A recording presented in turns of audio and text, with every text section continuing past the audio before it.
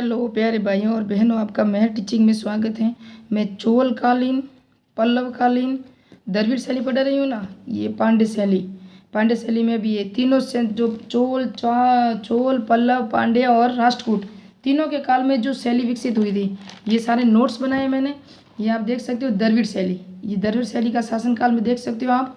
यहाँ से मैं पूरी डिटेल से पढ़ा रही हूँ और नोट्स कहाँ से बनाए हैं वो भी मैं बता दूंगी। सबकी विशेषताएं 2 पेज में नोट्स बनाए हैं और अभी नोट्स बाकी रहेंगे, क्योंकि अब ये असिस्टेंट प्रोफेसर या स्कूल व्याख्याता दोनों की तरफ से इम्पोर्टेंट है। और यूजीसी नेट आप दे रहे हो तो वहाँ भी ये द्रविड़ शैली, नागर शैली सब आती हैं। तो ये सब नोट्स मैंने बनाए हैं। और फिर राष्ट्रकूट के बाद में देखेंगे। अभी पल्लव शैली के ही मैंने नोट्स बनाए हैं। नोट्स कहाँ से बनाए वो बता दूँ। फिर पूरी द्रविड़ शैली की विशेषताएं एक ही पेज में नोट्स में मैं आपसे समझाऊंगी। ये बीए फर्स्ट ईयर की बुक लाई है मैंने, इतिहास, सभ्यता और संस्कृति। आप देख सकते हो वनस्थली विद्यापीठ विश्वविद्यालय से लाई है मैंने। ये देख सकते हो वनस्थली विद्यापीठ विश्वविद्यालय। यहाँ से प्रश्न आता है और यहाँ इतना डिटेल से दिया हुआ है कि आप पढ़ ही नहीं सकोगे। तो अगर आप पीडीएफ में पढ़ना चाहते हो तो ये मैं आपको पीडीएफ दे दूँ, आप खुद नोट्स बना सकते हो। ये पूरी पीडीएफ है, आप देख सकते हो। और इसके कौन कौन से शासनकाल में इसका विकास हुआ था, ये द्रविड़ शैली है। और ये देख सकते हो ये पूरी पीडीएफ मैं आपको पीडीएफ दे दूँ, क्योंकि मेरे नोट्स में मैं पीडीएफ ही दे दूँगी। आप सब अपने हिसाब से भी नोट्स बना सकते हो, क्योंकि मैंने यहाँ से बनाया ना, इसलिए। ये आप देख सकते हो ये सारे नोट्स हैं मेरे, यहाँ से मैंने बनाए। और फिर पल्लवकालीन मंदिर शैली, क्योंकि पल्लव, चोल और पांड्य और राष्ट्रकूट तीनों के शासनकाल में द्रविड़ शैली का विकास जो हुआ, जो मंदिर बने और उनकी विशेषताएं हैं वो सब मैं पढ़ा रही हूँ। क्योंकि डिटेल से पढ़ना बहुत ज़रूरी है। अगर हम डिटेल से नहीं पढ़ेंगे तो हमको समझ में कुछ नहीं आएगा। और डिटेल से बीए फर्स्ट ईयर की बुक में मिलेगा, या नितिन सिंघानिया की बुक है ना, जो यूपीएससी की लेवल की आती है। और ये अपराजित वर्मन है शैली। और उसके बाद राष्ट्रकूट शैली बाद में पढ़ेंगे, क्योंकि मैंने पल्लव शैली के ही द्रविड़ शैली में जो विकास हुआ था ना वही बता रही हूँ। और उसके बाद आप देखोगे तो ये बुक मैंने लाई है, नंदी वर्मन की है। और ये है नितिन सिंघानिया की बुक, आप देख सकते हो। नितिन सिंघानिया यूपीएससी लेवल की बुक है, कला संस्कृति है भारत की। और इसके अंदर चोल कला के जो दिया हुआ है ये सब देख सकते हो। चोल कला की द्रविड़ शैली भी दिया हुआ है। उसके बाद ये आप देख सकते हो पल्लव कला।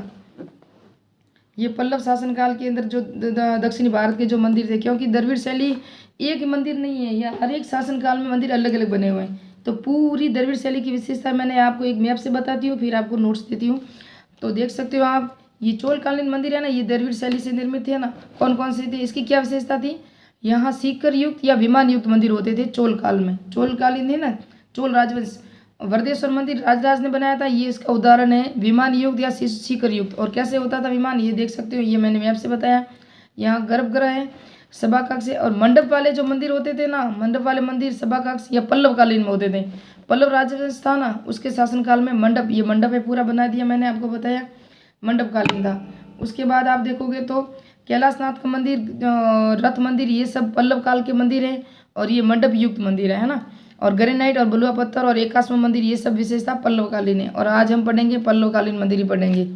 उसके बाद आप देखोगे गोपुरम है ना, ये पांड्य शैली, या पांडव थे ना, पांड्य शैली की। मथुरा का मीनाक्षी मंदिर है ना, उसके अंदर 11 गोपुरम बने हुए हैं। और ये गोपुरम जी के जो मंदिर निर्माण की जो विशेषता है ना वो पांड्य शैली में आती है। विमान युक्त, शिखर युक्त आते हैं वो चोलकालीन आते हैं। और जिसके अंदर मंडपों की विशेषता होती है वो पल्लवकालीन मंदिर होते हैं। और इसके अंदर देखो जलाशय होते थे। और गोपुरम कैसे कहते हैं, ये गोपुरम है पूरा का पूरा।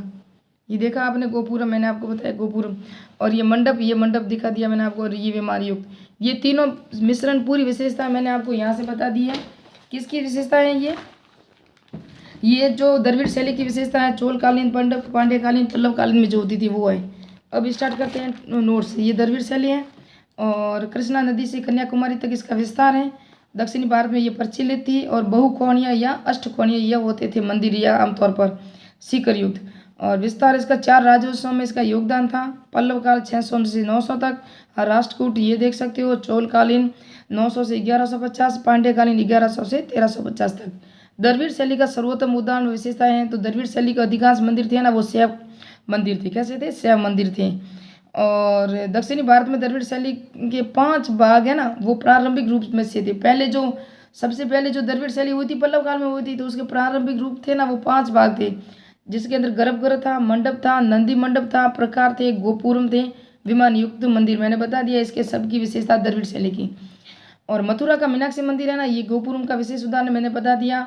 और विमान युक्त शिखर वाले मंदिर चोल शैली से कालीन मंदिरों की विशेषता विमान वाले मैंने बता दिया। और गोपुरम वाले जो ये पांड्य शैली की विशेषता है, गोपुरम वाले मंदिरों की विशेषता जो पांड्य शैलियों की।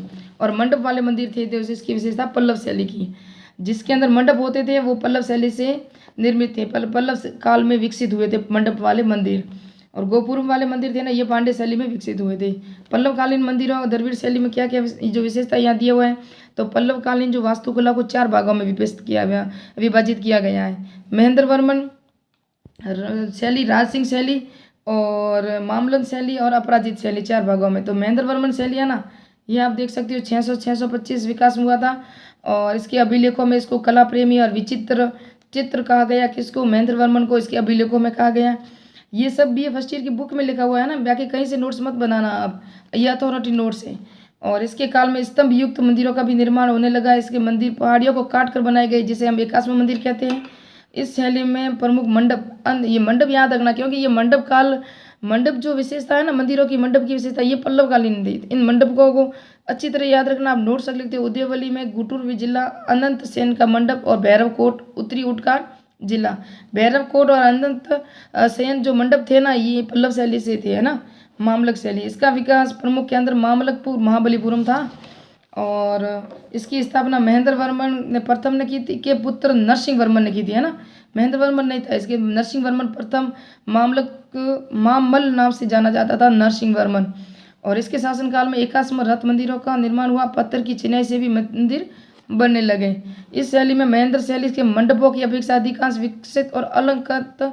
इसमें प्रमुख मंडप कौन कौन से, वहाँ मंडप थे लेकिन यह अलंकृत और चित्रित मंडपों की विशेषता हो गई थी, जिसके अंदर नरसिंह वर्मन के काल में, जबकि है पल्लव कालीन, है ना।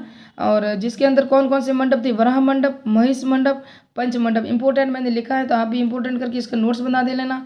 रथ मंदिरों में कौन कौन से प्रकार थे, तो सप्त मंदिर या सप्त पैगोड़ा कहते हैं ना, ये सप्त पैगोड़ा या सप्त रथ मंदिर कहते हैं, लेकिन इसके 8 थे, 7 नहीं थे। ये सारे हैं द्रौपदी, अर्जुन, भीष्म, धर्मराज, सहदेव, गणेश, पिंडारी और वेलायान कुटई रथ। सभी रथ शिव मंदिर के थे और इस रथ की एक ही चट्टान को काटकर बनाए गए थे, कहीं जोड़ नहीं है। इसमें धर्मराज वर्गाकार, भीष्म सहदेव रथ है ना, वो आयताकार और वर्तायन योजना पर आधारित थे।